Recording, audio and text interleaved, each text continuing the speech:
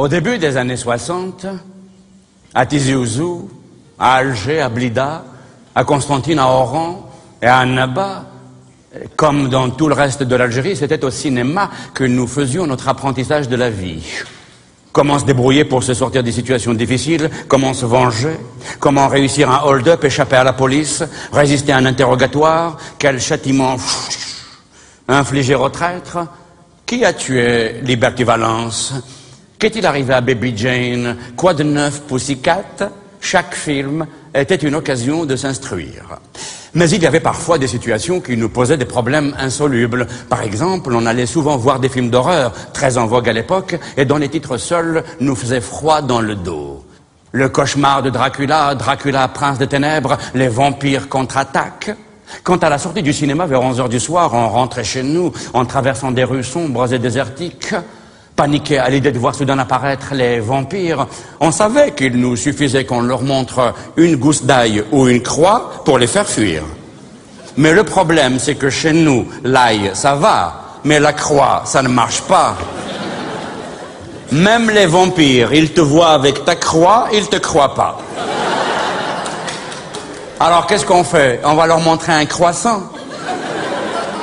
On va leur réciter un verset coranique redoutable qui va les terrasser sur place. A'oudhu billahi min shaitan rajim. Bismillahir rahmanir rahim. C'est notre vadé rétro Satanas. Mais ça ne fera aucun effet, ils comprennent pas l'arabe, les vampires. Alors que faire d'autre pour les combattre? On va leur montrer la main de Fatma. Tiens, 5 dans tes yeux, ya wahd le vampire. Vous savez que montrer la main ouverte, doigt tendu, en prononçant la formule magique 5 dans tes yeux, c'est le meilleur bouclier contre le mauvais œil qu'on vous jette.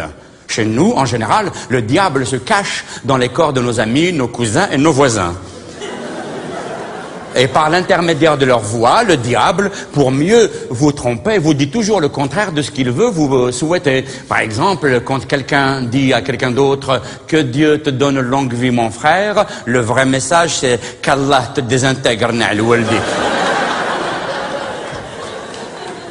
Ce qui fait, dès que quelqu'un vous fait un compliment un peu trop appuyé, il faut tout de suite sortir la quinte. Évidemment, à chaque fois que quelqu'un vous dit une gentillesse, vous n'allez pas lui balancer la sauce. Il y a des gens qui sont sincères, tout le monde n'est pas forcément habité par le diable. Mais on ne sait jamais. Ce qui fait que par précaution, par prudence, les gens ont inventé un stratagème, une ruse, pour se protéger du mauvais œil, tout en évitant de choquer les amis, les cousins et les voisins. Quand, par exemple, une femme dit à une autre « Oh là là, dis donc Aïcha, qu'est-ce que tu es belle pour ton âge, mais dis-moi, c'est quoi ton secret ?» L'autre, tout de suite, va répondre « Mon secret, c'est que c'est que moi, je me lève à 5 heures du matin. » Dans tes yeux, Na'al Waldik. Parce que tu sais bien que j'ai 5 enfants à nourrir, moi. 5 garçons et 5 filles. Mais revenons au sujet qui nous intéresse, le cinéma. C'était également là que nous faisions notre éducation sentimentale. On apprenait comment s'habiller pour plaire aux filles, comment les regarder sans fléchir les yeux, comment composer un sourire en coin. Mais comme il n'y avait jamais de filles dans la vie réelle, c'était un investissement pour rien.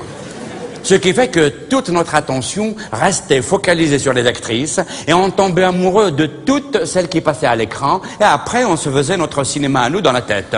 On tombait amoureux d'Ava Gardner, on sortait avec Rita Hayworth, on dansait avec Marilyn Monroe et on embrassait Brigitte Bardot. L'ancienne, hein?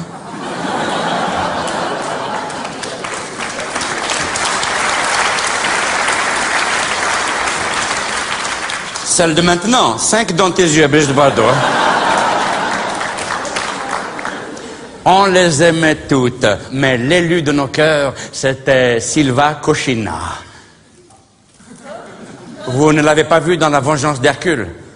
Aïe, aïe, aïe, quand elle rentre dans le hammam avec Steve Reeves, elle nous a rendus fous. Le cinéma de l'époque nous offrait des histoires d'amour clés en main, compatibles avec l'ensemble de nos désirs et de nos fantasmes. Mais, paradoxalement, les histoires d'amour de la vie réelle étaient beaucoup plus virtuelles que celles qui passaient sur les écrans des cinémas. Exemple, un garçon nommé Jamel était tombé fou amoureux d'une fille qui habitait son quartier. Mais comme il ne pouvait pas l'approcher à cause des nombreux frères qui surveillaient farouchement sa virginité, la virginité chez nous c'est le capital, hein. C'est le CAC 40, hein. Alors, il l'aimait de loin. Il y avait environ une centaine de mètres qui séparaient les balcons de leurs appartements respectifs. Pendant les 4 ans qu'a duré leur histoire d'amour unilatéral, c'était la distance qui allait toujours les séparer. Jamel, tous les matins, se levait à la même heure qu'elle, il s'habillait, prenait son petit déjeuner, se coiffait en lui parlant dans le miroir. « Et à l'Aziz quand je t'attrape !» Puis il descendait l'attendre en bas de l'immeuble. Dès que la jeune fille sortait pour aller au lycée, Jamel la suivait discrètement, en maintenant les 100 mètres de distance, mine de rien, comme si de rien n'était. Salam alaikum, sahaho, labas, hamdullah, oui, ça va très bien. Oui, je vais chercher du boulot, là. Pendant 4 ans, la fille ne l'a jamais remarqué, tellement il était fort. Dès qu'ils arrivaient au lycée, la jeune fille entrait et Jamel allait occuper une portion de mur en attendant l'heure de la sortie et il en profitait pour faire sa petite séance de hétisme matinal. Le hétisme en français, l'équivalent ce serait le murisme. C'est la pratique quotidienne du mur. Vous savez que chez nous en Algérie, les murs, c'est des centres culturels. C'est cette fameuse philosophie qui permet, grâce à son dos qu'on appuie sur un mur spatio-temporel, d'accéder à de très hauts niveaux de spiritualité transcendantale.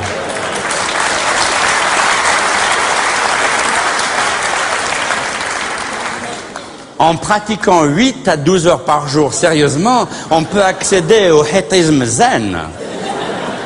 Jamel, à 15 ans, était déjà 4e dan. À midi, quand la jeune fille sortait pour aller déjeuner chez elle, Jamel la suivait.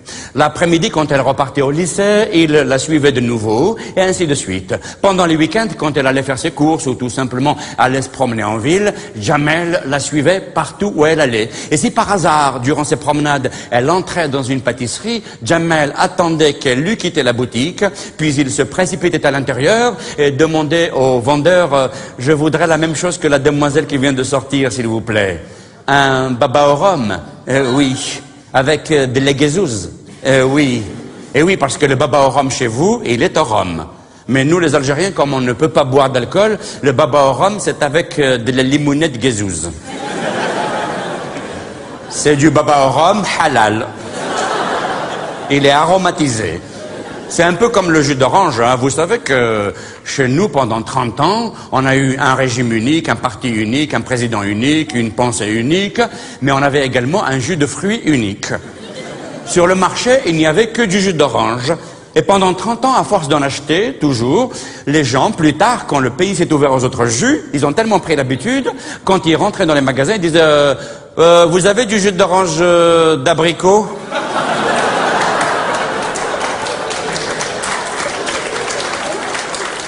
Ah, désolé, nous n'avons que du jus d'orange. Après avoir obtenu le bac, la jeune fille est entrée à la faculté centrale d'Alger et elle prenait le bus tous les jours pour s'y rendre. Jamel, lui aussi, prenait le bus tous les jours pour s'y rendre. Il se tenait le plus loin possible d'elle et la surveillait tout en évitant de croiser son regard. Il prenait garde à ce qu'elle ne se fît pas coincer par un caleur professionnel. Vous savez, les caleurs, c'est ces types qui, chez nous, passent des heures entières, des journées dans les bus, repèrent les jeunes filles seules et ils se collent à elles. Ils les calent. Comme les bus, ils font beaucoup de secousses.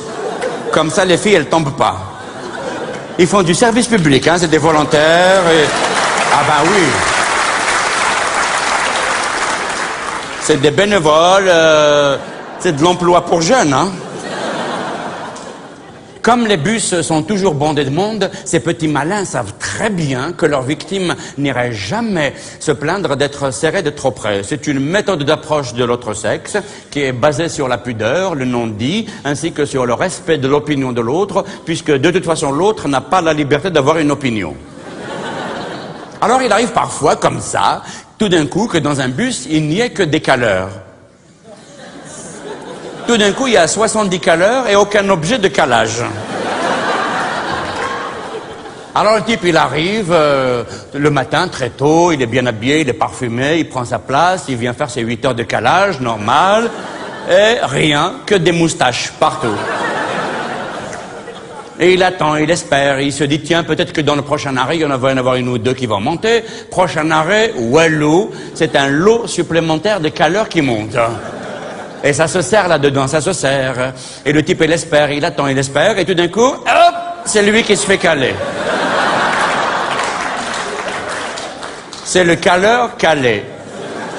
Ce qui fait que le caleur qui est calé, automatiquement, lui-même cale le caleur qui est devant lui. Et l'autre fait la même chose, et ainsi de suite. Le caleur qui cale, le caleur qui cale, le caleur, jusqu'au chauffeur d'autobus qui lui aussi, il est calé. Oh, ya ce matin, ya. Ah ben voilà, j'ai calé, Nadina. Oh.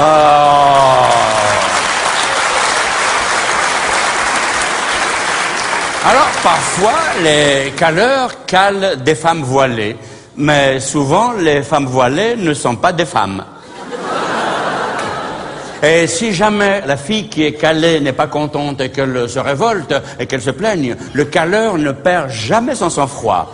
C'est un transport public, collectif, démocratique et populaire. Eh ben, t'as qu'à changer de place, ma sœur. C'est comme ça, hein, chez nous, on est tous frères et sœurs. C'est l'inceste national. Eh ben, t'as qu'à prendre un taxi.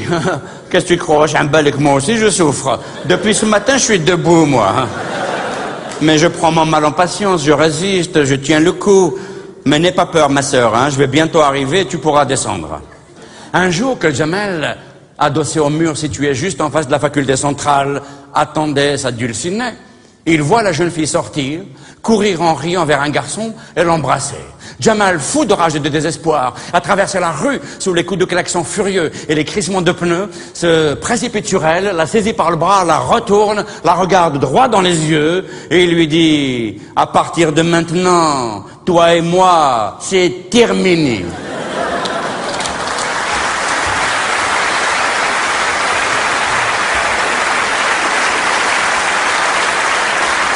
Un dimanche après-midi, je suis allé au Cinémonde voir La Guerre de Troie avec Steve Reeves. Les péplums faisaient fureur à l'époque. La valeur d'un film se mesurait aux dimensions des biceps du héros, dessinés sur l'affiche. Pour nous, un grand acteur était un acteur musclé. Et de ce point de vue, Steve Reeves était le meilleur. Il faisait très chaud dans la salle. Les spectateurs enjambaient les rangées pour rejoindre leurs copains. En quelques minutes, la salle était archi-comble. Ça parlait dans toutes les directions, d'une rangée à l'autre, du balcon vers l'orchestre, de l'orchestre vers le balcon. Une vraie fête populaire. Les sachets de cacahuètes craquaient dans un joyeux vacarme de papier froissé. Enfin, le rideau s'ouvre, les lampions s'éteignent les uns après les autres, l'écran s'allume et le brouhaha diminue. L'ouvreur, car chez nous, même au cinéma, surtout au cinéma, il n'y avait pas de femmes. Là, dans l'obscurité, 500 caleurs guettent dans l'ombre. L'ouvreur éclairait les travées de sa torche électrique pour repérer les dernières places libres afin d'y installer les retardataires. Et il en profite pour tenter de faire respecter les règles élémentaires de la bienséance. Descends tes pieds de là, toi. Oh! Et toi, enlève ta main de là, Nal Waldik. Le film n'est même pas commencé. Et le film commence. Steve Reeves, Silva Cochina, dans La Guerre de Troie. 9 ans se sont écoulés depuis le jour où Paris, prince troyen, ravit la belle Hélène à son époux Ménélas, roi de Sparte. Et depuis 9 ans, s'est enjuré de venger l'outrage les princes de la Ligue achéenne, qui comptaient les héros les plus fameux de toute la Grèce, assiégeaient la ville de Troie. Salam alaikum, lance dans le noir un spectateur qui vient juste d'arriver. Toute la salle répond en chœur. Alaikum salam wa rahmatullah wa barakatuh. Entouré de murailles inexpugnables entre lesquelles Paris se cache Hélène comme une proie superbe, ravie à l'orgueil des Grecs, Troie est cependant au bout de sa résistance. Dans le lointain, on entend le grésillement d'un poste de radio sur lequel on cherche une station et qui se fige soudain sur le commentaire hystérique d'un match de foot. Une porte claque. Aïe, coco, cacahuète. Aïe, coco, coco, coco. Le faisceau de la torche électrique se déplace rapidement dans l'obscurité. L'ouvreur se rue sur le marchand clandestin de cacahuètes. Sors d'ici,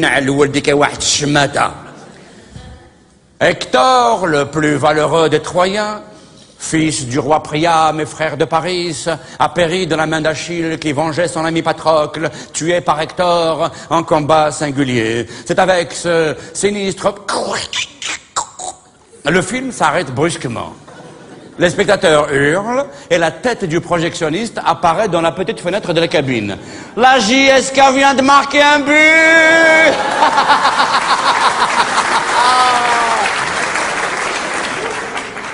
L'ouvreur saute en l'air en tapant dans les mains. La foule en délire se joint à lui. JSK, JSK. La JSK, c'est la jeunesse sportive de Kabylie. JSK. Et le film redémarre. Que les vautours enfoncent leur bec de rapace dans la plaie qu'a ouverte mon épée, afin qu'Hector, meurtrier de Patrocle, souffre 2 fois la mort. C'est ainsi que s'accomplit la vengeance d'Achille. Dans la salle, allez les jaunes, allez. À l'écran, Hélène est effondrée. Achille tenait dans sa main le destin d'Hector. Il a fallu 9 ans pour qu'il s'accomplisse. Qu'adviendra-t-il de Troie? Le projectionniste branche sa radio sur les haut-parleurs afin que les spectateurs suivent le match. Kader passe à Méziane qui repasse à Kader. Kader passe à Mouloud.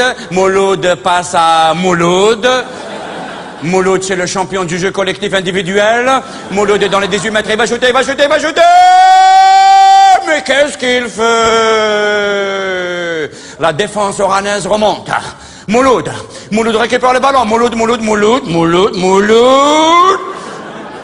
Aîné.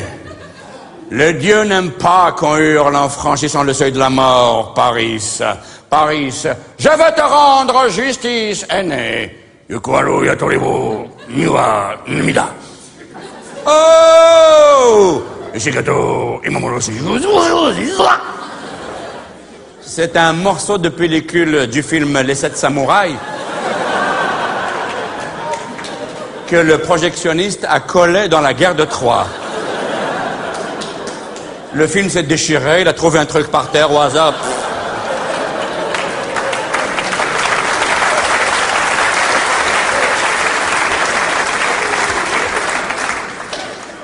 Il est très difficile de doubler les films japonais, hein.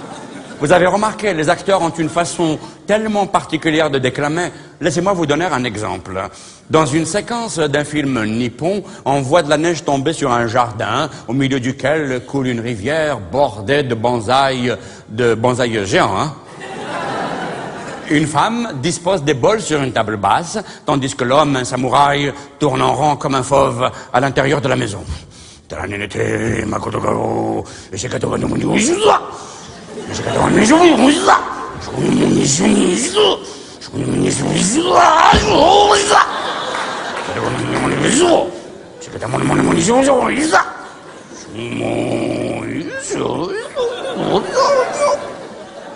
Sous-titre, est-ce que le thé est prêt?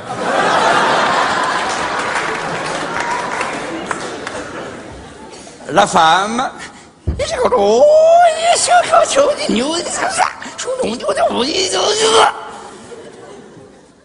Ça infuse.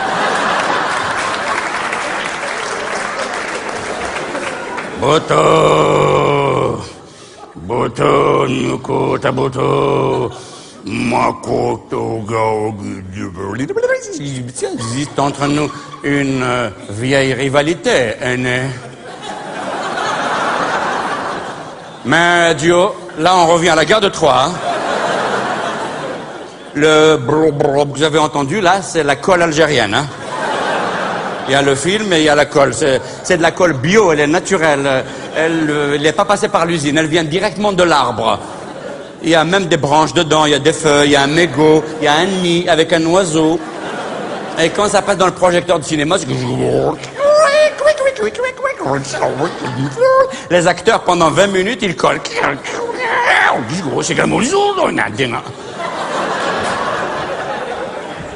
Je reprends le morceau pour être dans le rythme. Boto, boto nyukota boto, entre nous une vieille rivalité est née. Mais du haut des remparts, j'ai pu apprécier ton exploit. Le courage et la ruse sont deux qualités enviables. Kader passe à Méziane qui repasse à Kader. Ah, cacahuète, ah, cacahuète, cacahuète. 2 paquets pour un dinar. Ah, el khawa, c'est les soldes en liquide. Ah, les amandes, el cacahuète. Sors d'ici, Na'al Waldik. Créuse, la femme d'aîné. Je t'ai regardé du haut des remparts. J'ai eu si peur pour toi, aîné. Jusqu'à quand devrons-nous vivre ainsi, aîné?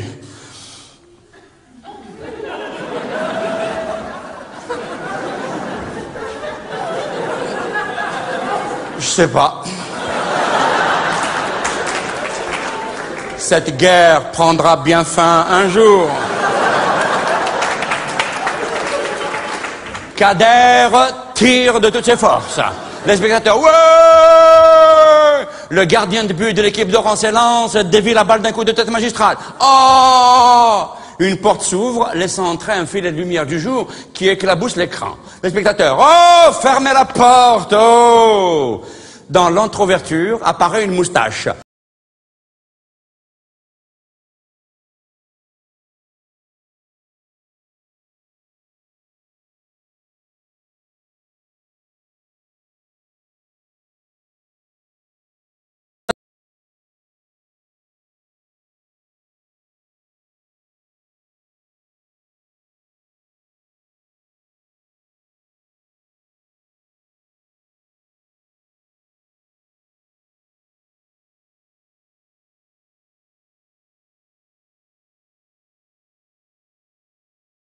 Je t'arrache la tête.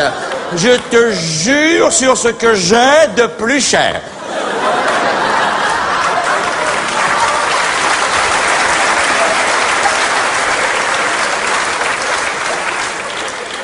Je te jure sur le lait que tu as bu dans ce sein. Tu le vois, ce sein? Les 500 caleurs, où est-il? Alors là, si tu reviens à la maison sans le lait, tu passes la nuit dehors et je t'arrache la tête. Alors débrouille-toi, tu l'achètes, tu le voles, tu traites une vache, une chèvre, tu traites une mouche si tu veux, mais tu ramènes du lait à la maison et la monnaie qui va avec. Kader amortit le ballon avec sa poitrine. Il laisse glisser le ballon, il le bloque et il dribble. Kader dribble. Kader aime dribbler. Même quand il n'y a pas de ballon, il dribble déjà. Dans sa tête, il dribble partout, Kader. En rentrant chez lui, il dribble. En descendant, il dribble tout le temps. Kader passe à Mouloud, Mouloud bloque le ballon et Mouloud cherche une issue. Eh, tu touches pas le ballon, toi. Mouloud repasse à Kader, Kader passe à Méziane, Méziane shoot avec la tête, et Mouloud rattrape le ballon, et Mouloud est face au goal de l'équipe d'Oran. Le gardien de but d'Oran est un géant. Il occupe tous les bois. C'est la terreur des stades. Tout le monde le connaît. Tout le monde a peur de lui. Les deux hommes se regardent. Ils se calculent. Mouloud calcule l'angle de tir. L'hypoténuse A plus B.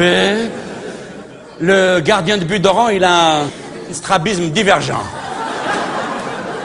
Lui, il voit 2 Moulouds. 2 ballons, ce qui n'est pas réglementaire. Et 2 stades. Des fois même, il joue dans un stade et il assiste à un match dans un autre. Les deux hommes se calculent. Mouloud feinte à droite, l'équipe d'Oran feintée sort à droite. Mouloud feinte à gauche, sa propre équipe a été feintée, elle sort à gauche. Il y en a même qui ont pris leur valise, leur cabas. Mouloud joue toujours tout seul. Et ils sont rentrés chez eux. Et les deux hommes sont face à face. Mouloud, enfin les 2 Mouloud, reculent, ils prennent leur élan, ils reviennent, ils tirent de toute leur force et les 2 ballons arrivent à une vitesse incroyable. Lequel des 2 ballons est le vrai, lequel est le faux? Lequel est le virtuel, lequel est le vrai? Les deux ballons arrivent. Que faut-il faire? Shadi, Madi, Gali, Rassi. Il plonge au hasard à droite. Le ballon rentre dans le coin gauche. Les spectateurs de la salle hurlent leur joie. Il y est! Et comme des centaines de plumes portées par l'euphorie, il s'élève dans le ciel du cinémonde jusqu'au plafond. Seul un spectateur est resté sagement assis. C'est un cinéphile. Et lui, il est en train de s'identifier à Steve Reeves. Les autres retombent à leur place, et l'autre leur dit « Ça va? On peut regarder la suite du film maintenant que vous avez marqué un but ?» Un supporter acharné se lève et lui dit « Si tu n'aimes pas la JSK, tu n'as rien à faire dans cette ville. Quitte cette ville immédiatement. Je te donne 24 heures et tu quittes Tizi Ouzou. » Le cinéphile se lève, il traverse la salle, fort de ses 32 kilos et de ses illusions, et il leur fait face à tous. « Je pars, bande de lâches, mais avant de partir, laissez-moi vous dire une chose. Si vous aimiez vraiment la JSK, vous seriez au stade au lieu d'être au cinéma. » Nadina.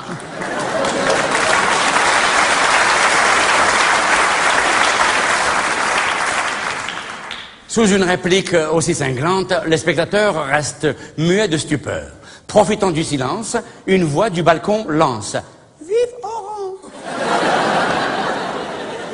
Tous les spectateurs se retournent vers l'endroit d'où provenait la voix. Qui a dit ça? Où est le traître? Quand le lynche? Quand le pende? Une milice se forme, monte au balcon, traverse la salle, repère le jeune homme et fonce droit sur lui. Le jeune homme, non mais attendez les gars, c'était pour déconner. Hein. Vive la JSK. On ne déconne pas avec la JSK. Creuse, oh mon amour, Anne, ma chérie, silence, silence Yal Khawa, ils vont s'embrasser là.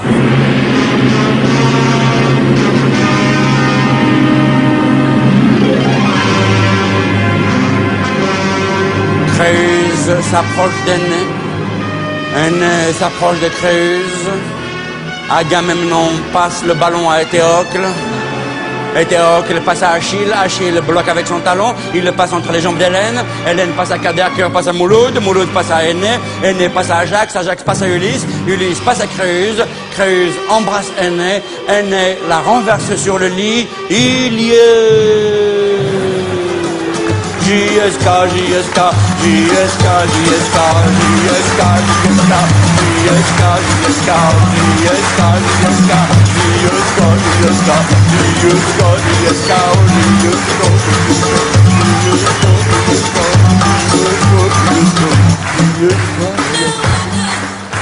Un jour, le régent, l'un des 3 cinémas de la ville, avait annoncé à grand fracas, prochainement, Olga, le film qui va au-delà du réel. Une production de la RDA. Ça nous a refroidi un petit peu au début, mais il y avait une information en bas de l'affiche qui avait mis le feu aux poudres dans toute la région, puis dans tout le pays. Film interdit aux moins de 18 ans. Dès le lendemain, 3 semaines avant l'arrivée du film, des affichettes étaient collées partout en ville. Pour le film Olga, il vous sera réclamé une carte d'identité en cours de validité ou un permis de conduire poids lourd. Dès le lendemain, la mairie a été submergée de monde. Il y avait des milliers de jeunes qui tenaient absolument à régulariser leur situation administrative. Les studios de photographes étaient submergés de monde aussi. De jeunes adolescents à qui la municipalité avait refusé de délivrer le précieux document venaient avec des témoins pour prouver qu'ils étaient nés beaucoup plus tôt que la date inscrite sur les registres de naissance. Le jour dit, dès l'aube, des foules entières s'étaient amassées devant les grilles du cinéma Le Régent. Une longue file de brushing identiques s'étendait jusqu'à la sortie de la ville. La technique du brushing venait d'arriver dans le pays et avait révolutionné l'esthétique nationale. C'était le début de la période hippie et la mode était de se laisser pousser les cheveux très longs. Et donc nous aussi on suivait la mode. Mais le problème c'est que nous, comme on a les cheveux... c'est-à-dire qu'on a les cheveux fiers.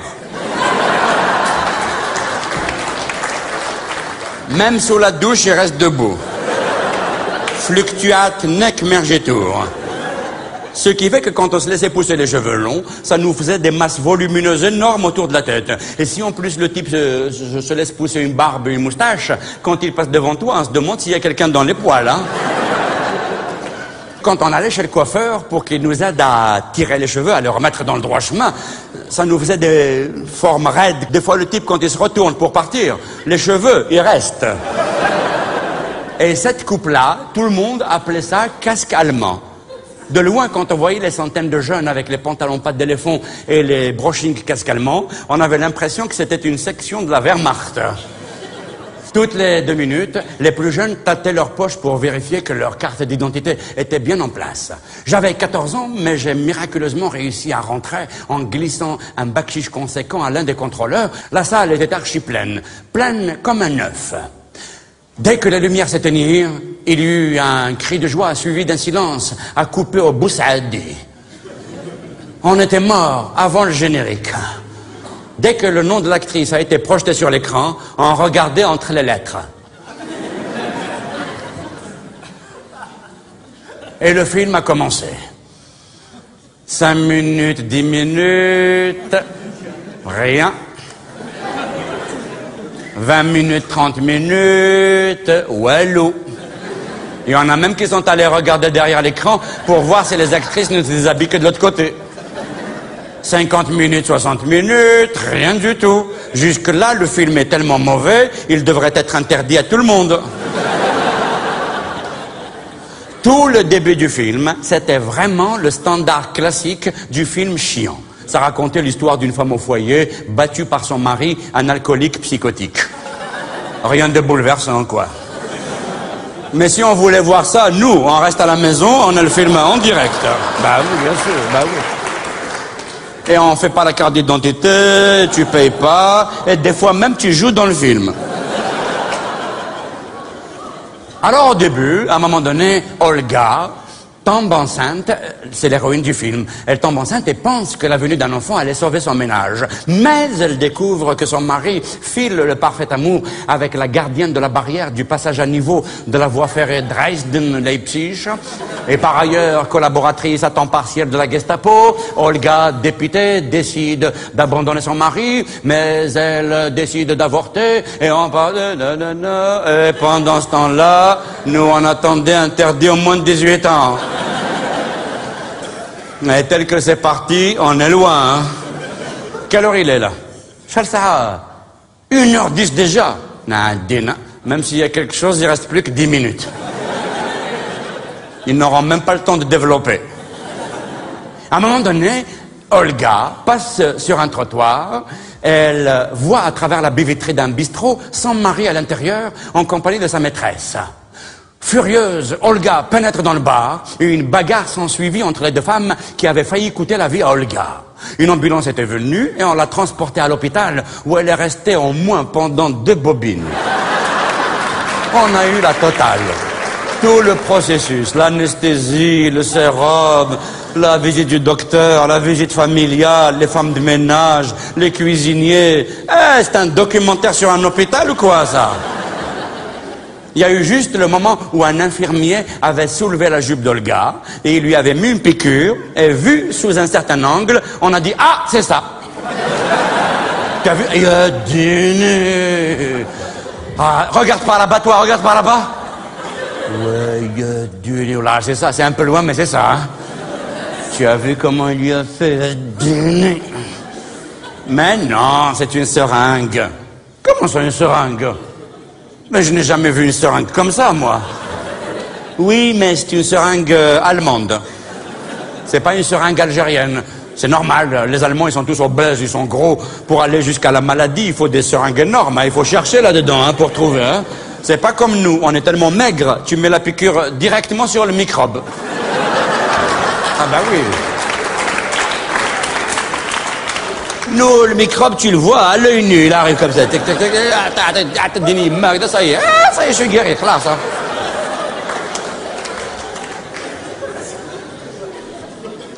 À un moment donné, Olga s'est mise à hurler. Les infirmières la transportent au bloc opératoire, lumière, chirurgien. Et là, tout d'un coup, au moment où on s'y attendait pas, on a eu la totale.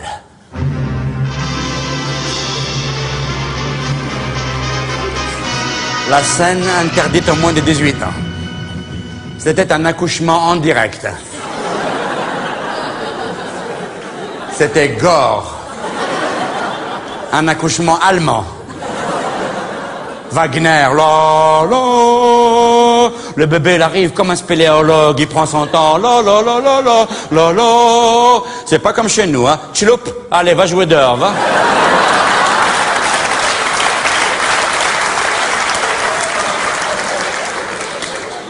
Fais vite, il y a ton frère qui arrive, hein. Et tu ramènes 8 baguettes quand tu reviens, hein.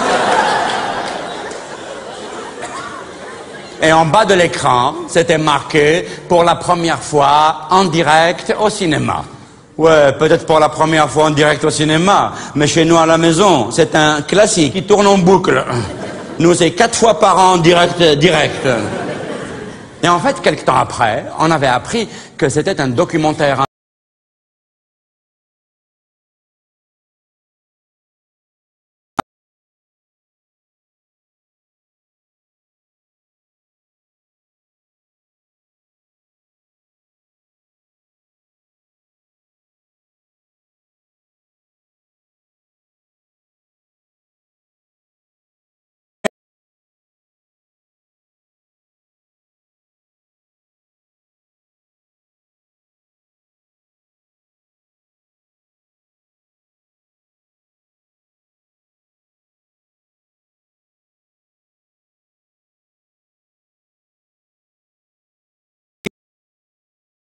La bobine où il y avait l'accouchement. Le reste du film n'ayant de toute façon aucun intérêt. Et c'est comme cela qu'un film scientifique a rencontré accidentellement un immense public populaire assoiffé de culture.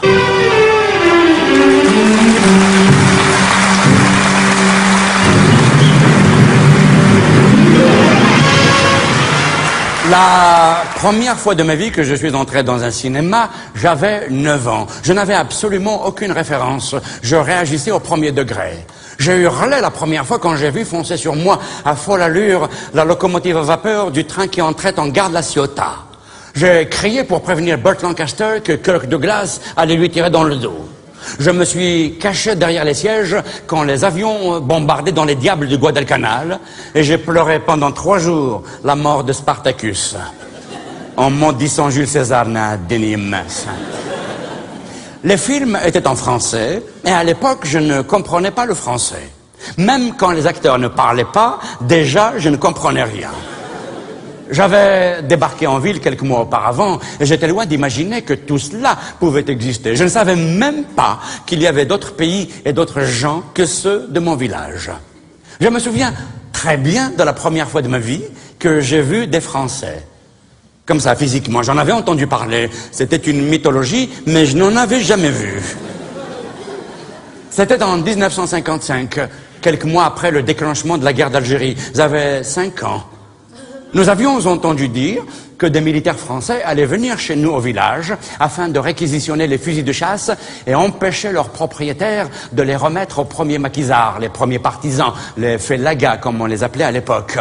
Nous habitions à hameaux coupés du monde dans les montagnes et chez nous, l'importance d'un village se mesurait au nombre de fusils qu'il détenait. Au dernier recensement, nous étions un village de 20 fusils. En comptant une moyenne de 5 personnes pour une arme, nous devions être en tout et pour tout une centaine d'autochtones. Les autochtones étant, comme vous le savez, ces êtres étranges qui sont originaires du pays qu'ils habitent.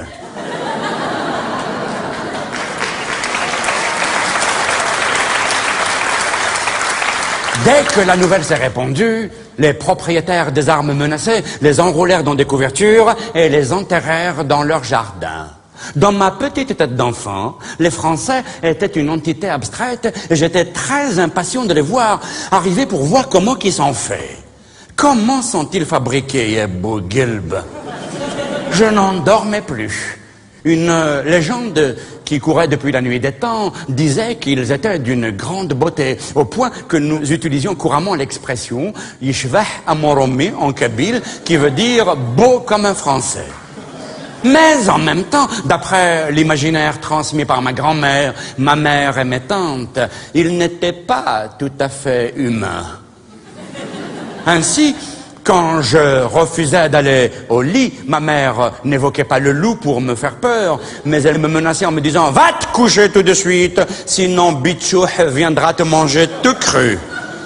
Dans les 5 secondes qui suivaient, je dormais à point fermé, de peur de me faire dévorer par cet ogre dont les 2 syllabes me terrifiaient.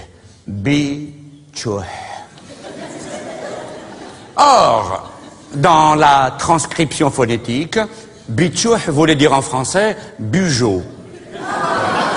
Le maréchal Bugeaud, l'un des fameux officiers français qui avait conquis, pacifié, comme on dit ici chez vous, le pays, et auquel les autochtones prêtaient un caractère sanguinaire et monstrueux. Je n'en dormais plus. Est-ce que les militaires français qui allaient venir, malgré leur grande beauté, seraient aussi terribles que leurs augustes prédécesseurs?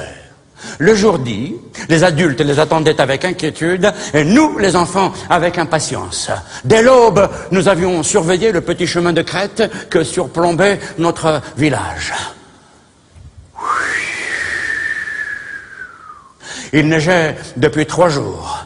Le soleil, fatigué par le rude hiver, continuait sa lente ascension, essayant de se frayer un chemin parmi les nuages, afin de mettre un petit peu de lumière sur la montagne couverte d'un blanc burnous, d'un blanc manteau, et réchauffer nos chairs meurtries par le grizzly.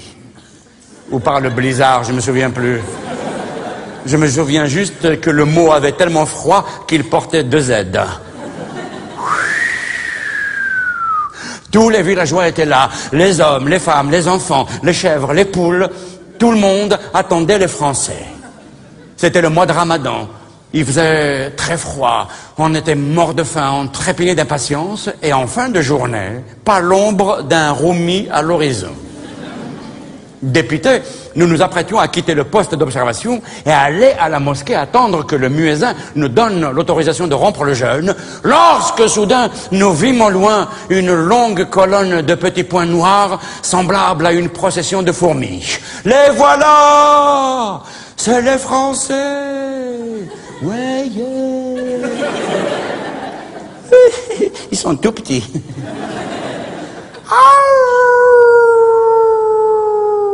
Dans la lumière crépusculaire, un chacal lança un jappement lugubre, suivi tout de suite après par d'autres chacals.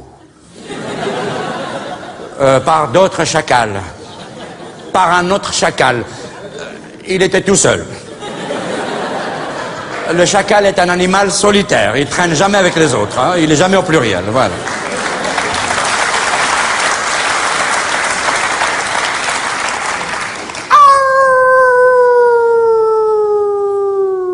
Plus la colonne avançait, plus la composition du groupe se précisait. Nos cœurs se mirent à battre à la chamade.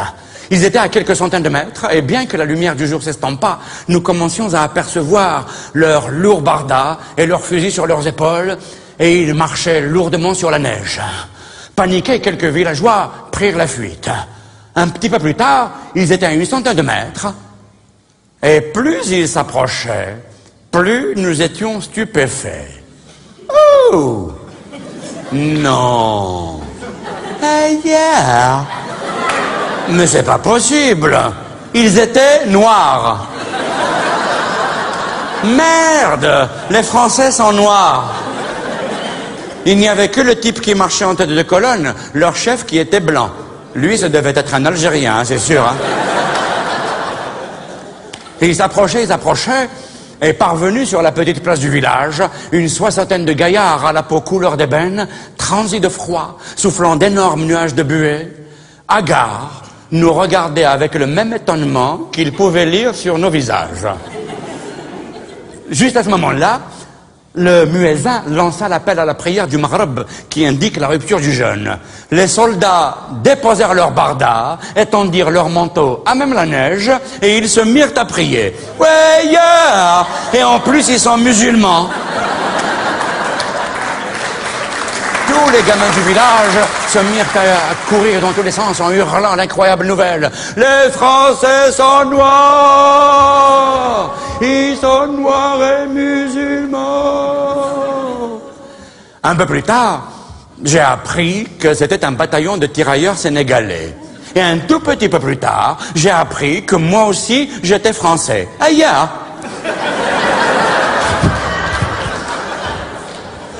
Je suis allé tout de suite me regarder dans un miroir pour voir si j'étais noir. Je passais des heures entières devant la glace à regarder le français qui était moi, de l'autre côté. Et au bout d'un certain temps d'observation, j'avais déduit, en fonction du modèle que j'avais en face, que les Français nous ressemblaient comme deux gouttes d'eau. Alors parfois, je m'amusais à parler à l'autre, moi-même, de l'autre côté de la glace. Tu répètes me Mohand. Oh, répète-je me. Répète ne me, répète-je. Oh, répète ne me, répète-je, répète ne me.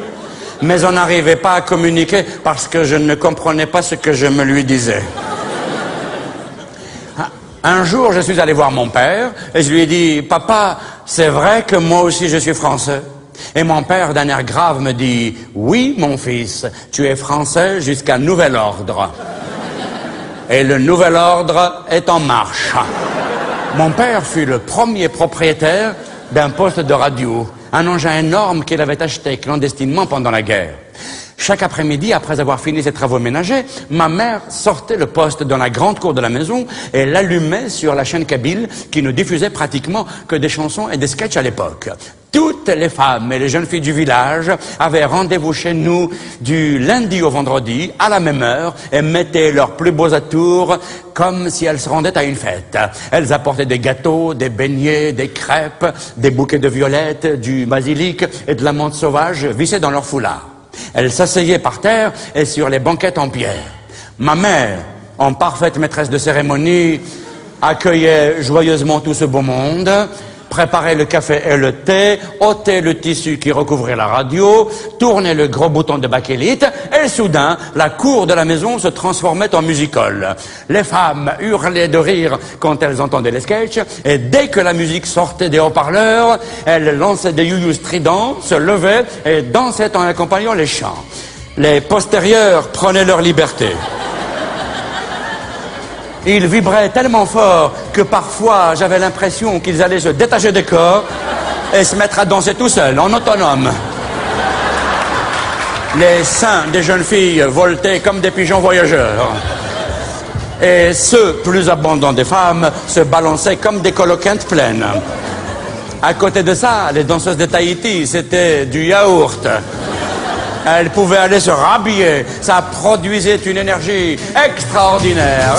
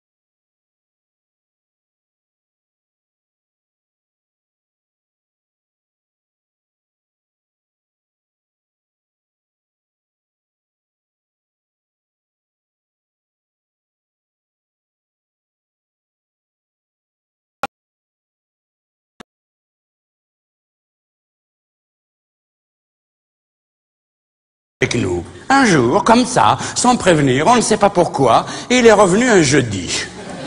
La radio hurlait. Les femmes dansaient dans un état second.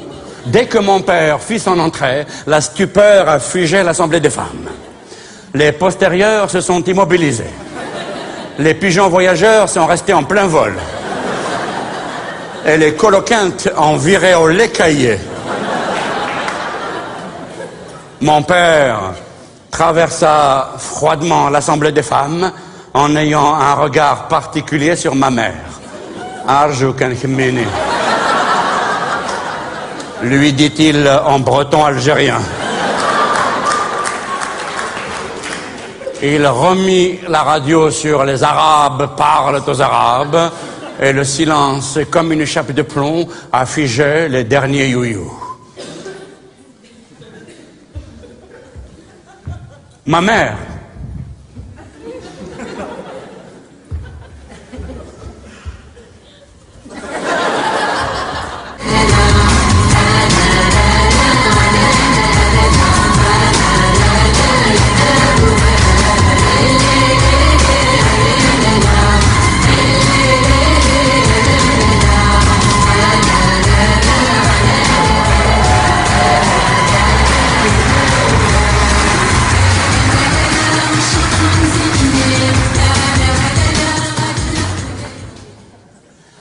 quelques mois plus tard, nous avons quitté la montagne et nous sommes allés nous installer dans la banlieue d'Alger, où mon père m'avait inscrit dans un établissement scolaire construit spécialement pour les petits indigènes et qui s'appelait École des Mimosas.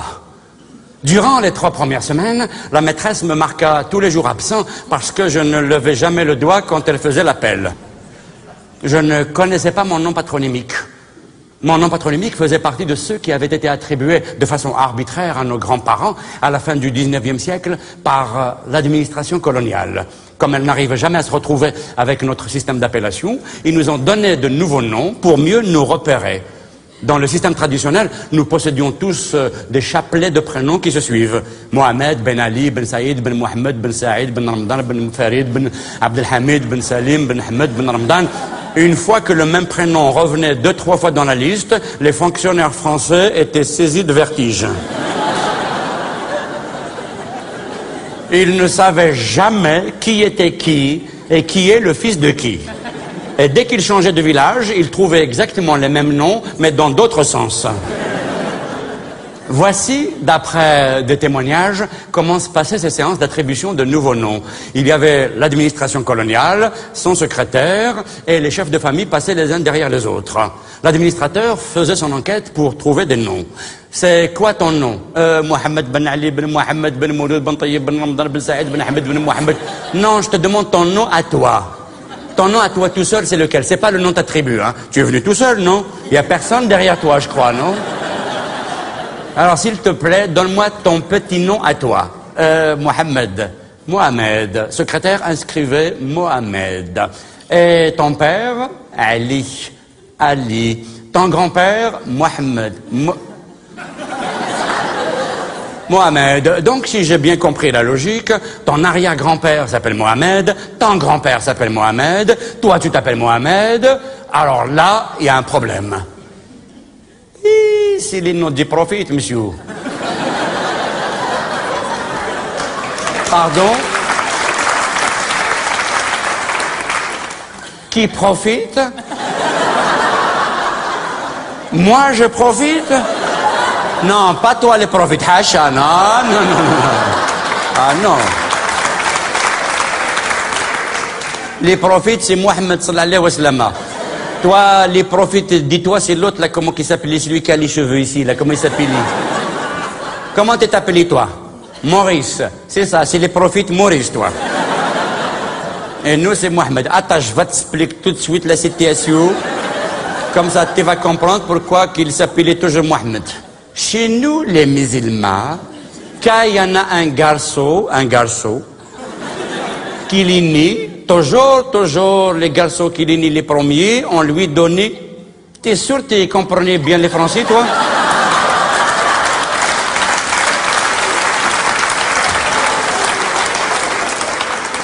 Tu me regardais comme ça. T'es sûr que t'as été à l'école? Attends, je vais parler d'Osma. Hein. Je vais parler d'Osma, comme ça les mouilles viennent pas vite, et comme ça les comprenez tout. Chez nous, les musulmans, Allahu Akbar, Allahu Akbar. Quand il y en a un garçon qui l'ini, après il est parti. Oh!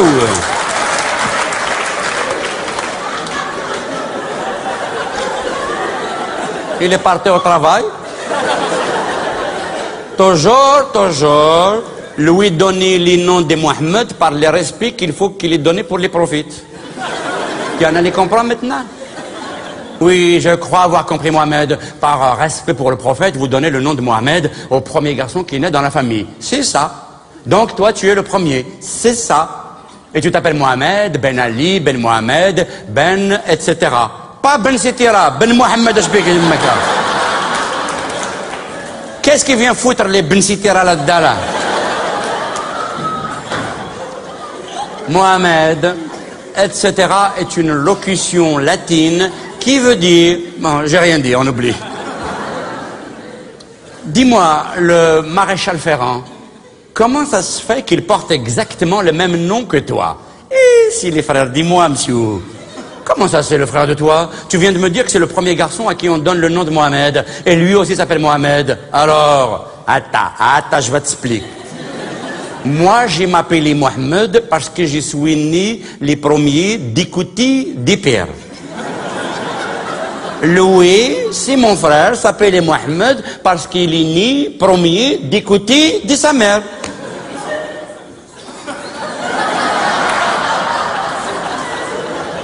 Et donc de ta mère. Non, de sa mère à lui, chacun sa mère alors. Qu'est-ce qu'ici? Et j'ai encore 4 autres frères qui s'appelaient Mohamed parce que mon père, il a posé 9 femmes. Oh putain! Ah, t'es dépassé, hein? C'est pas des pétanes, hein? Oh là là, كان حالك يما كان حالك يما. نعدين جدا. ولا عرضك نحيلك امك انا هنا دي بيتا Mohamed, putain, est une... Dis-moi, le marchand de Bourrico, tu sais, celui qui vend des ânes là-haut, sous le grand eucalyptus, le jeudi matin, tu sais, le jour du marché, c'est un de tes frères? Non. Comment ça, non? Eh non, c'est pas mon frère. Eh, c'est pas obligé, hein. Et comment ça se fait alors que lui aussi s'appelle Mohamed, Ben Ali, Ben Mohamed, Ben Mouloud? Attends. Lui, c'est un Mohamed Ben Ali Ben Mohamed de la tribu de Ben Mouloud, et moi je suis Mohamed Ben Ali Ben Mohamed de la tribu de Ben Mouloud. Mais c'est exactement la même chose. Ah non, c'est pas la même chose. Moi je suis un Mohamed Ben Ali Ben Mohamed de la tribu de Ben Mouloud d'en haut, et lui de Ben Mouloud d'en bas. Alors, qu'est-ce qu'ici? Oh putain, oh excuse-moi. Donc, pour savoir qui était qui, l'administration coloniale avait divisé les tribus en familles, ils ont désigné des chefs, ils les convoquaient devant les mairies ou les bureaux improvisés à cet effet. L'opération avait duré des mois et des mois. Au début, les fonctionnaires français faisaient des efforts pour essayer de trouver des noms qui correspondaient plus ou moins à l'histoire de chaque famille. Mais au bout d'un moment, comme les gens ne parlaient pas la langue, ils ne comprenaient pas ce qu'on leur disait, les fonctionnaires, pour faire vite, ont commencé à bâcler. Tu viens de quelle tribu? Kistidi? Allez, c'est bon, tu t'appelleras Kistidi.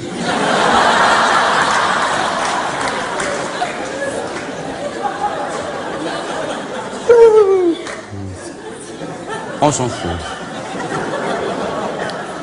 Ton petit nom, c'est quoi? Slimane. À partir d'aujourd'hui, tu seras Kistidi Slimane.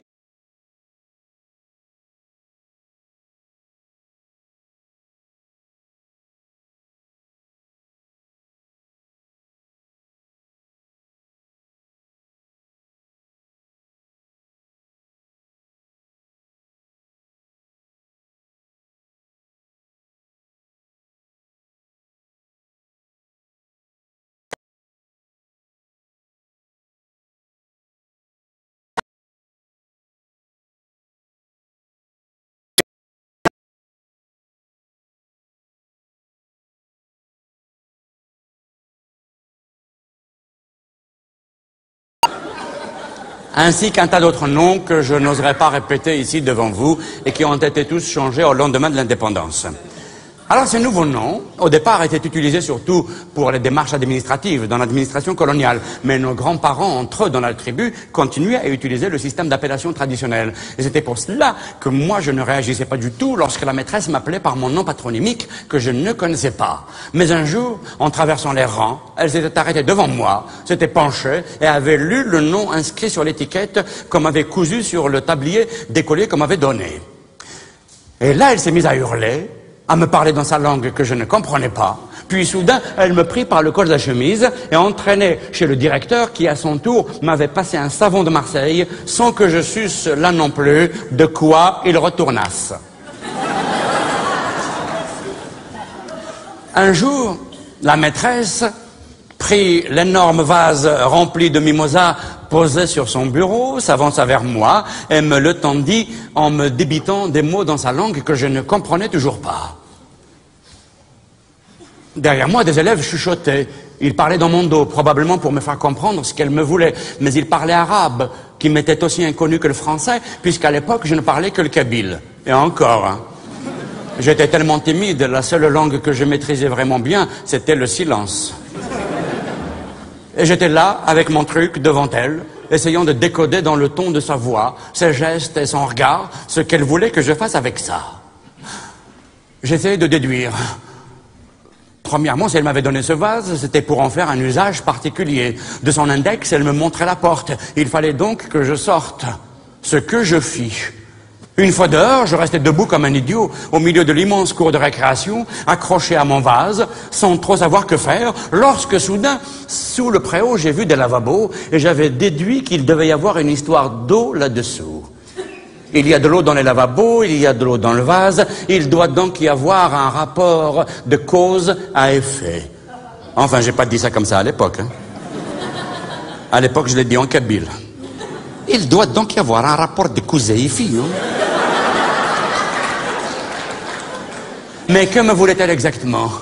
Dans la cour, il y avait une animation inhabituelle. Des ouvriers accrochaient des haut-parleurs au mur, d'autres étendaient des drapeaux, des fanions et des guirlandes de lumière d'un bâtiment à l'autre.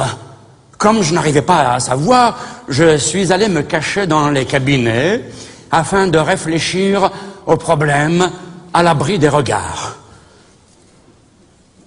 Voulait-elle tout simplement que je change l'eau des fleurs? Voulait-elle que j'allasse jeter les mimosas, en cueillir de neufs dans le jardin et les rapporter après avoir changé l'eau? Jeter les fleurs, l'eau, rincer le vase et le rapporter vide ou plein afin qu'elle mette elle-même des fleurs neuves. Jeter l'eau, le vase et revenir avec les fleurs. Tout jeter et revenir les mains vides. Quitter définitivement l'école, partir sur les routes avec les mimosas et laisser le vase regagner la classe tout seul. Alors, هديني يمك ما صندوق دوال وحدك تروحي. سالو بري دي فاز. هديني يمك. مثل الحرام. À cause de toi, les problèmes politiques. يا تاع الخرا. اللي ميموزان انا هديني يمك ولا شيء.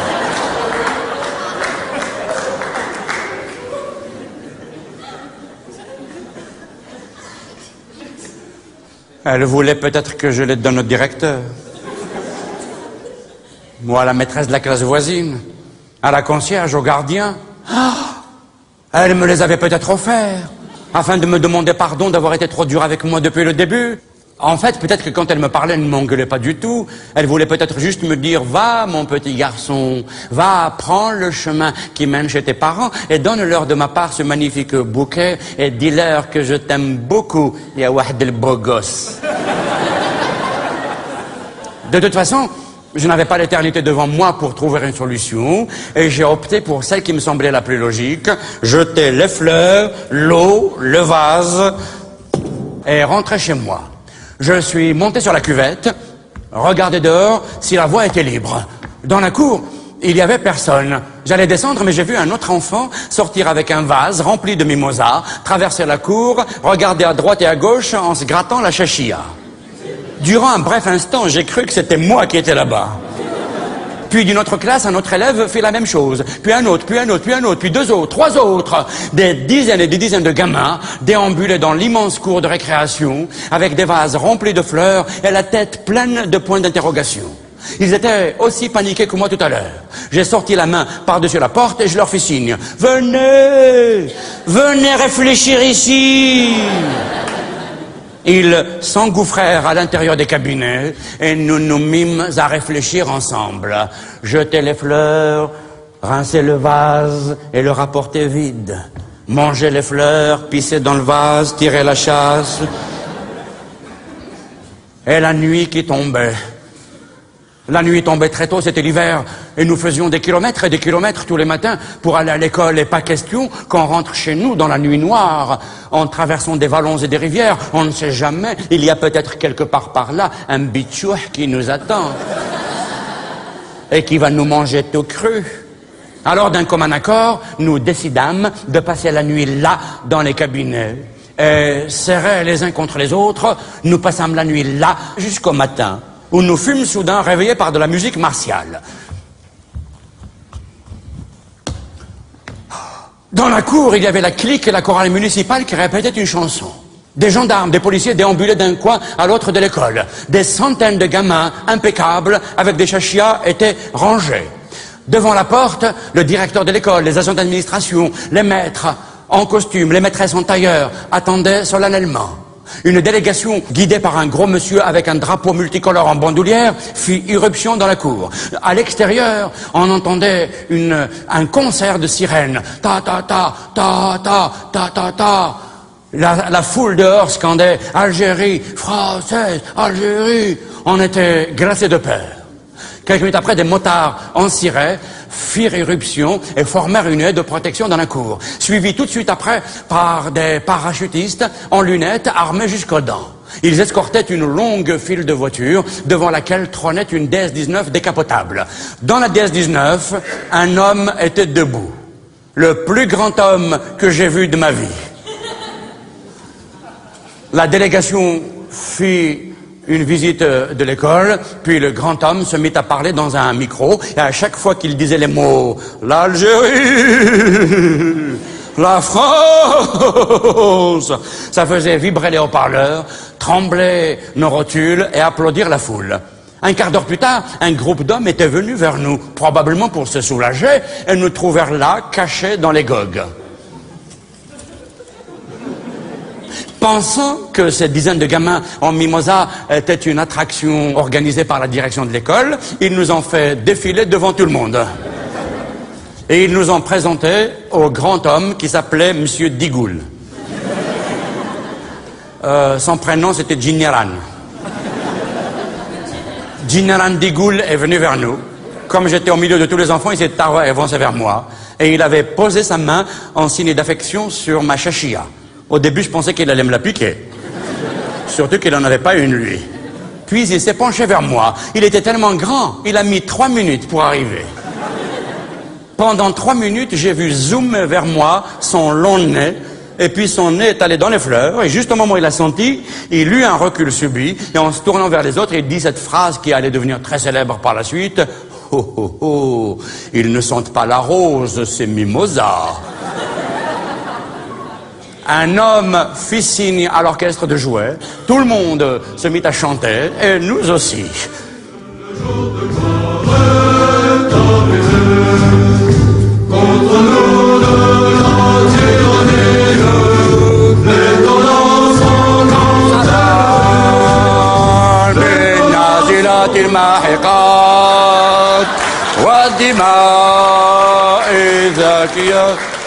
Allons enfants de la paix.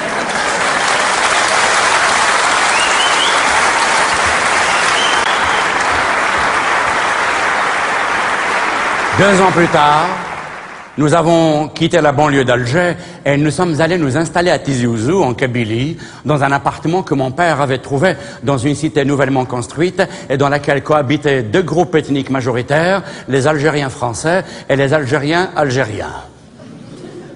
Jusqu'à l'indépendance, les Européens d'Algérie se considéraient comme les seuls vrais habitants du pays. Pour eux, nous, au plan administratif, nous étions des indigènes, au plan géographique des autochtones, au plan racial des Arabes, au plan ethnique des Berbères, au plan religieux des musulmans et au plan botanique des melons.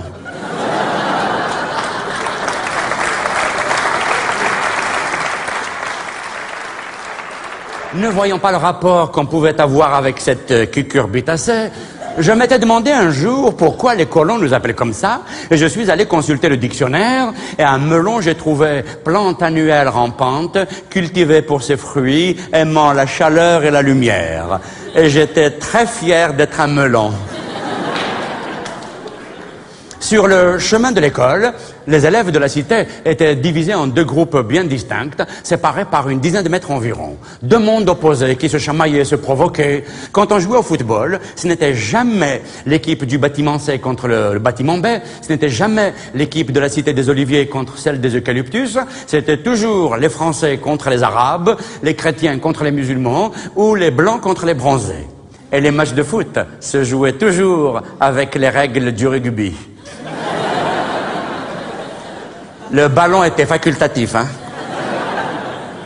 Quand on jouait au cow-boy, c'était toujours les Arabes qui faisaient les Indiens. Comme si c'était dans la nature des choses. Remarque, c'est normal, hein. Comme nous, on était moins nombreux, puis leurs parents, à eux, étaient plus aisés financièrement, ils leur achetaient toute la panoplie de cow-boys. Ils avaient les pistolets, la tenue de Davy Crockett, les bottes, l'étoile, ils avaient le chapeau, et nous, on n'avait que le slip. Et la peau rouge. Et quand on voulait jouer aux Indiens, on attendait qu'une poule passe par là. Et dès qu'une poule passe, 10 secondes après, elle est à poil et il y a 120 Indiens. Et quand on jouait, on courait autour de la cité, les uns derrière les autres, en hurlant et en se tirant dessus, comme si chaque bâtiment était un tipi d'Indien ou un chariot de colons américains. Oh les mains, you, you, you, you, you, you. Et quand, du haut des balcons, nos mamans qui parfois assistaient au jeu lançaient des youyous pour nous encourager, les petits cow-boys français fuyaient en criant « Voilà les Apaches qui arrivent, fuyons !» Et nous, dès qu'on voyait les camions de militaires français, « Ah, il y a le Khawal, Harba, Tharoula, il y a la cavalerie qui arrive !» Et quand nous jouions aux gendarmes, qui c'est qui faisait les voleurs? Remarque, c'est normal, hein? Eux, ils n'avaient rien à nous prendre, hein?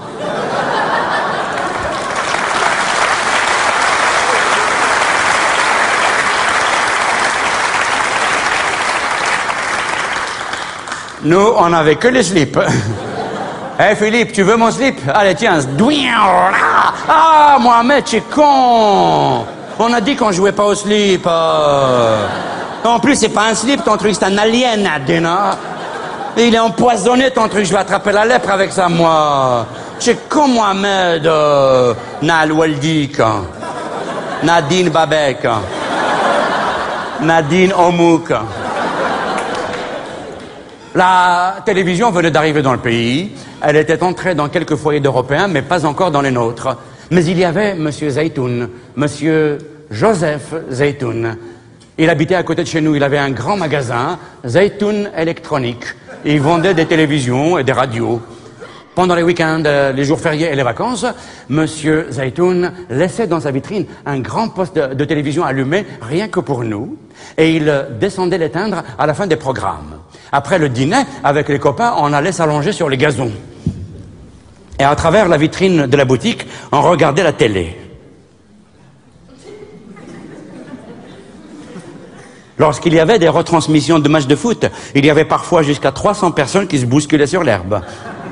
Mais quand il y avait par exemple Andromaque de Racine, il n'y avait personne. Hein. Même les acteurs, ils venaient pas.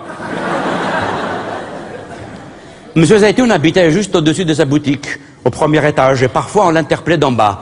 Monsieur Zeytoun! Monsieur Zeytoun! Qu'est-ce qu'il y a, les enfants? Vous pouvez pas augmenter un peu le son, s'il vous plaît? J'arrive! Et Monsieur Zeytoun en pyjama descendait l'escalier en colimaçon, se dirigeait vers le poste, se penchait dessus. Ça va comme ça, les enfants? Encore un peu, Monsieur Zeytoun, encore un peu? C'est bon. Merci, Monsieur Zeytoun. Il remontait chez lui, et quelques secondes après, « Monsieur Zeytoun! Monsieur Joseph! Qu'est-ce qu'il y a ?» L'image. Elle est brouillée. D'accord, je vais arranger ça, les enfants. Je monte à la terrasse. Merci, monsieur Zeytoun. Monsieur Zeytoun, qu'est-ce qu'il y a encore? Eh, faites vite.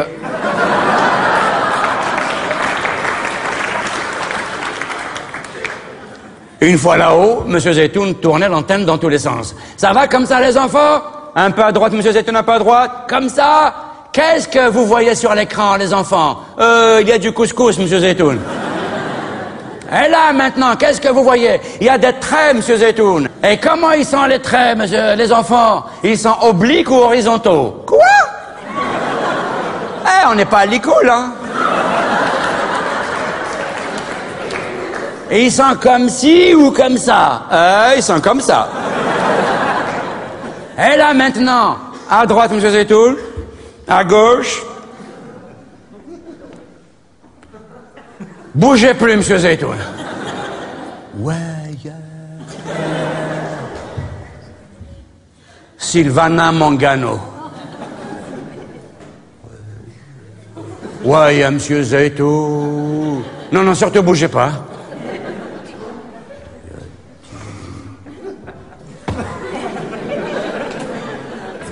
Sylvana Mangano dans le film Ria Mère.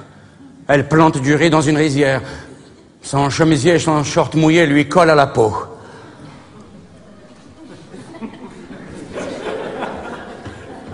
On a arraché tout le gazon. Des fois même, il y avait une taupe accrochée à la racine. Ce jour-là, notre sexualité s'est brutalement révélée. En quelques secondes, comme un volcan en éruption, elle est passée du stade de l'inconscient au stade olympique de la conscience. À cause de Sylvana Mangano. Pour les générations d'aujourd'hui qui ne la connaîtraient pas, c'est un peu le mixte entre Monica Bellucci, Laetitia Casta et Zoubida l'hélicoptère. Depuis qu'elle était passée sur la télévision de M. Zeytoun, c'était fini de notre tranquillité. La libido bouleversante et désespérée de dizaines de gamins allait déferler sauvagement sur la cité.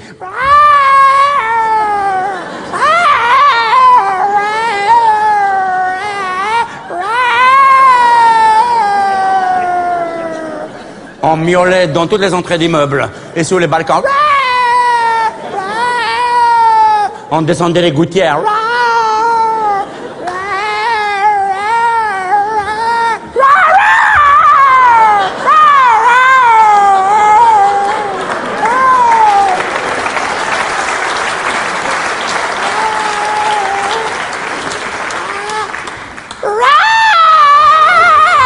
Merde, c'est ma sœur.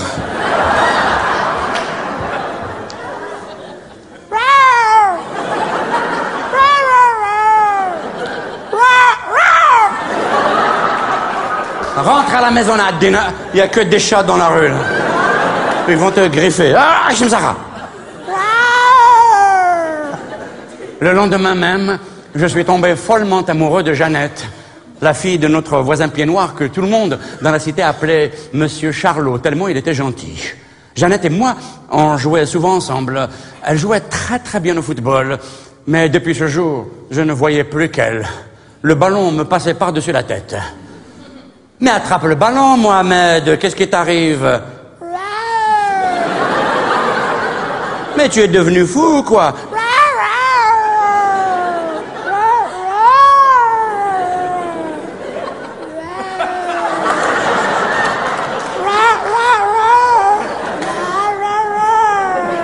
Et dès que les autres chats du quartier voulaient venir jouer avec nous,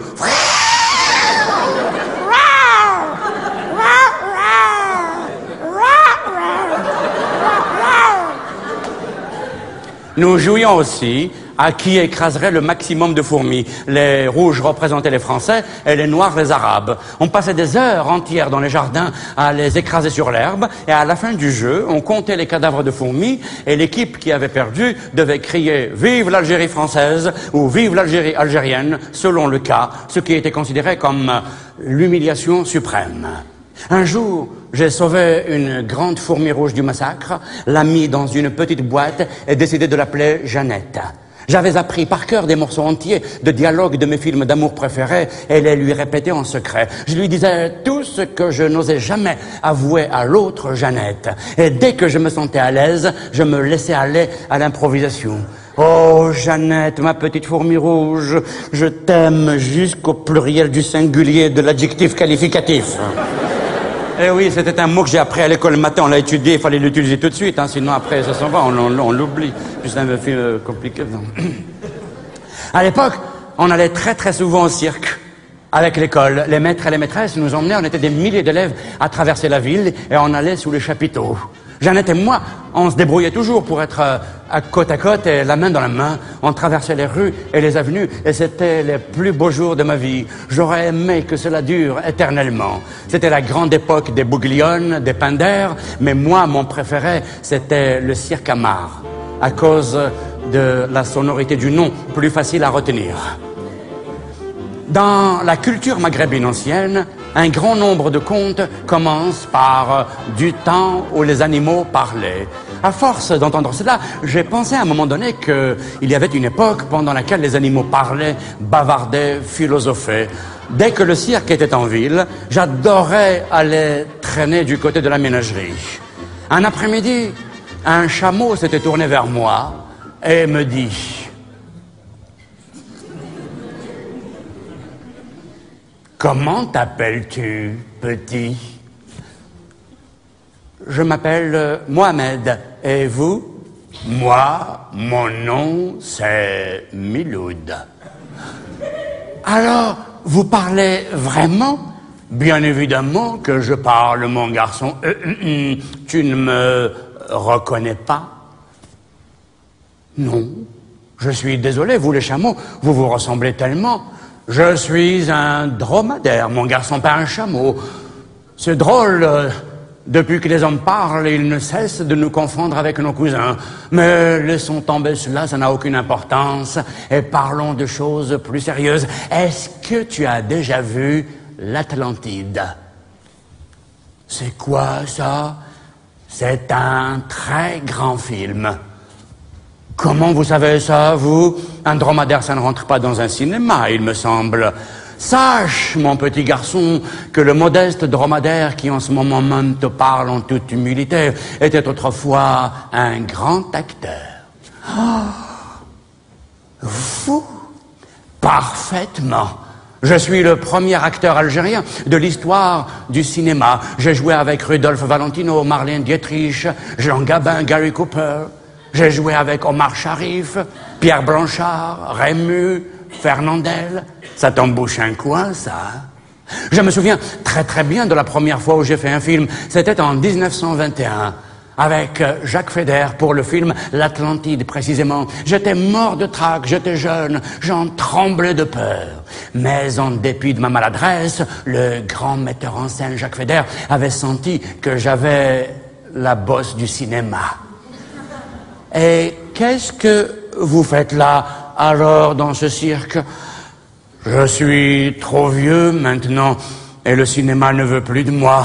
Et j'ai fini comme une vulgaire attraction dans ce cirque. Au début, on m'exploitait énormément, mais maintenant, on m'embête plus. Un petit tour de piste, la parade en ville, quelques sourires, et l'affaire est dans le sac. Comme dirait mon ami, le crocodile zaïrois. Excuse-moi le jeu de mots, c'est un private joke. Quoi? Oh, tu entends la musique?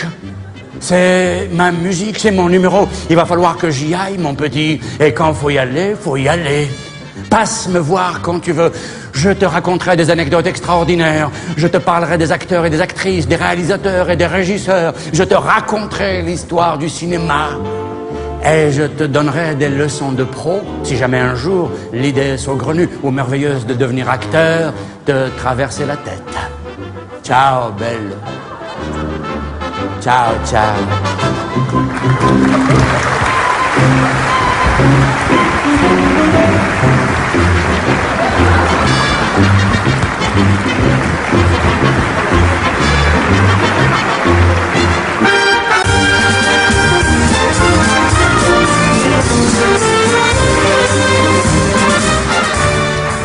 Le 5 juillet 1962, l'Algérie devenait indépendante. Quelques jours plus tard, pour faire de moi un futur révolutionnaire, mon père me prit par la main et m'entraîna vers la grande place de la ville pour écouter le premier discours du premier président du pays. Il y avait là des centaines et des centaines de milliers de femmes et d'hommes qui buvaient goulûment les paroles du grand Raïs. Soudain, vers le milieu de son discours, le président, excité, en colère, se mit à marteler fortement du poing sur la table en hurlant « Nous sommes arabes, arabes, arabes ». Mon père, ému, la larme à l'œil, se pencha vers moi et me dit « Tu vois, mon fils, je t'avais dit que c'était provisoire. »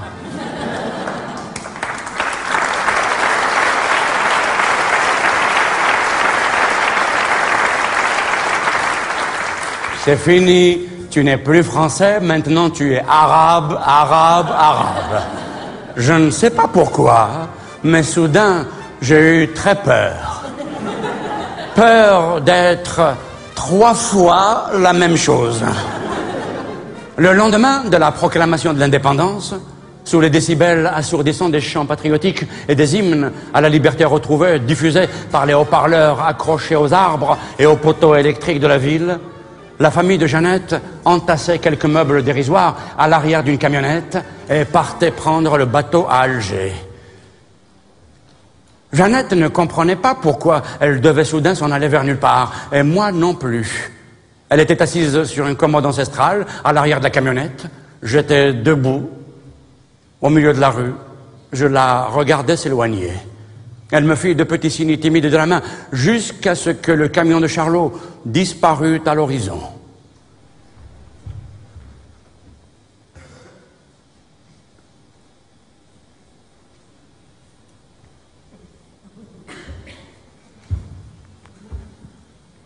Dans les jours qui suivirent, j'ai vu partir Maurice le charcutier, Benatia le tailleur, Bougui le concierge, Jeanne ma maîtresse d'école, Raymond le boxeur, Ménodo le gold de l'Olympique sportive, puis tous les copains cow-boys et toutes les fourmis rouges par processions entières.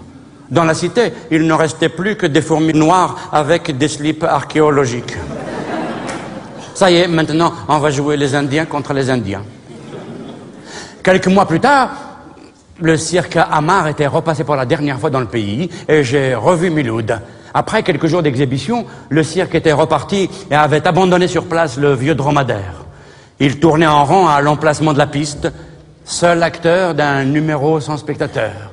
Je suis allé le voir. « Alors, Miloud, c'est fini la colonisation. Tu es un animal libre maintenant. Enfin, tu pourras faire ton cinéma. Enfin, tu seras une star. Tout le monde va applaudir et reconnaître ton talent. Tu seras le plus grand et le plus célèbre des dromadaires. » C'est moi, Miloud, Mohamed. Tu ne me reconnais pas? Il s'était arrêté de tourner, me fixait d'un air bête en reniflant mes vêtements, puis, sans plus me prêter attention, il reprit son tour de piste imaginaire et j'ai compris qu'il avait cessé de parler. C'était le jour de mes 12 ans qui coïncidait précisément avec le début de l'indépendance. Ce jour-là, comme pour la plupart des hommes, mon enfance venait de prendre fin. Je savais maintenant que les animaux ne parleraient plus jamais. Après des jours et des nuits passés dehors, avec la foule en liesse à fêter l'indépendance, mon père, exténué, revint à la maison et alluma la radio sur « Les Arabes parlent aux Arabes ». Mais la résistance ne diffusait plus, c'était terminé, il n'y avait plus lieu d'être, et à l'emplacement de son émission préférée, il eut la surprise d'entendre un flot musical énorme sortir et envahir toute la maisonnée. Instantanément, les femmes se mirent à danser. Mon père retraversa l'assemblée des femmes, mais en esquissant cette fois-ci un léger sourire, c'est-à-dire que sa moustache a bougé d'1 millimètre, ce qui était déjà révolutionnaire. Et il est reparti dehors rejoindre ses copains. En ressortant, on avait l'impression de voir un léger frémissement secouer son postérieur.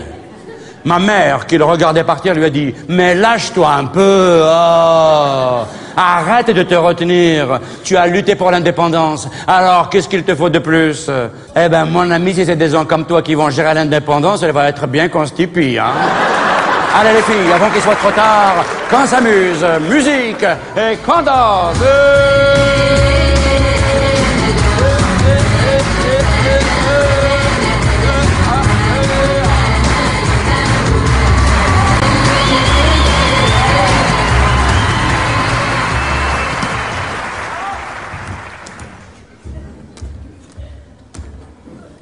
30 ans après l'indépendance, la valise.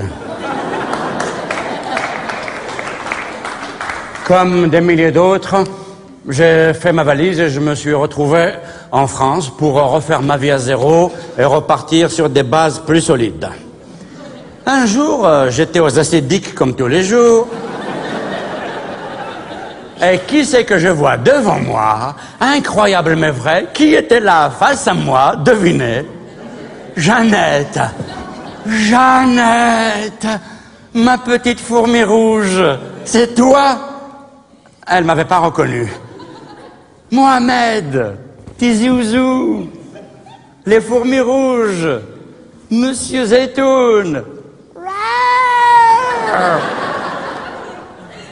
Mohamed, oh c'est pas vrai, c'est toi? Et elle a fondu en larmes. On est comme ça nous, hein. Dès que l'occasion se présente, on lâche les rivières.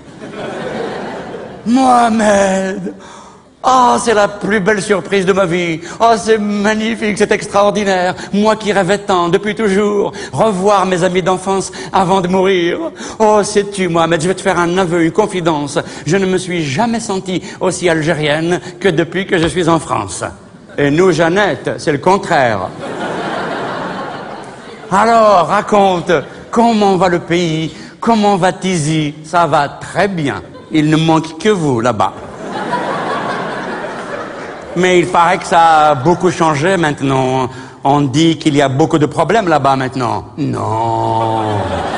Non, non, ça va. Non, non, alhamdoulilah, ça va très bien. Ça va. Non, ça va. Non, tu sais, les gens économes, ça va. Ça, c'est la classe. Ça va bien, bien. Ça va. On a tout. On a... Enfin, on n'a pas le détail, mais on a le général. Et puis, Jeannette, il y a le soleil de là-bas, le plus grand soleil du monde. Qui mieux que toi le connaît, hein? Qu'est-ce qu'il y a de mieux en France? Qu'y a-t-il de plus en France? Allez, prenons au hasard. Les 35 heures. Les 35 heures chez nous en Algérie, Jeannette, on les fait dans l'année, nous.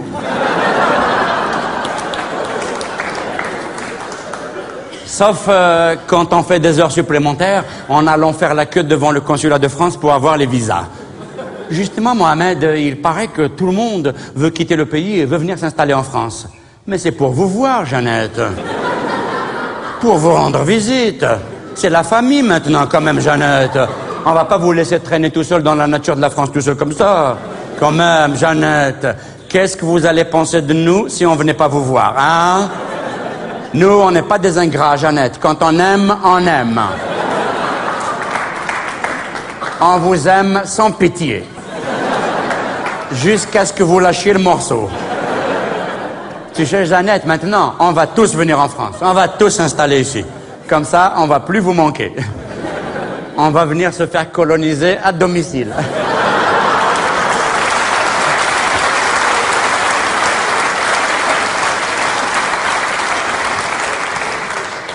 Ça n'a pas marché la première fois. On vous donne une seconde chance, hein? Hein? Qu'est-ce que tu en penses, Jeannette? Ça va être formidable, non? Imagine. On va vous doper à l'affection, hein, Imagine. 30 millions d'amis. Hein? Eh ben oui, c'est bien sûr, Jeannette. Alors, ah oui. Mais dis-moi, Jeannette, toi, ça fait plus de 30 ans que tu es venue et jamais tu n'es reparti là-bas, même pas une seule fois, même pas en pèlerinage. Mais c'est ton pays, là-bas, je veux dire, c'est le pays de tes ancêtres. Tu es né là-bas, non? Justement, Mohamed, à ce propos, tu crois vraiment qu'on peut y retourner là-bas, nous? Évidemment. Mais bien sûr que vous pouvez y retourner, Jeannette. Enfin, pas tout de suite, hein. il vaut mieux attendre encore un peu. Après les élections. Quelles élections? Je ne sais pas. Après les élections. Pas celles-là, les autres.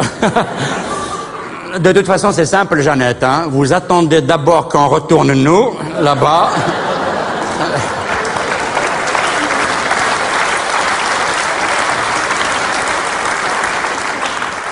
Et ce jour-là, vous êtes sûr, vous pouvez y retourner vous aussi. Et tu verras, Jeannette, tu verras quand tu vas y aller de tes propres yeux, tu verras comment que le pays s'est développé. On produit de tout maintenant là-bas. On produit de tout, on a tout. Mais surtout, surtout, surtout maintenant là-bas, Jeannette, on produit beaucoup, beaucoup, beaucoup, beaucoup, beaucoup. Mais vraiment beaucoup. Beaucoup, beaucoup, beaucoup, beaucoup, beaucoup, beaucoup. Beaucoup d'espoir.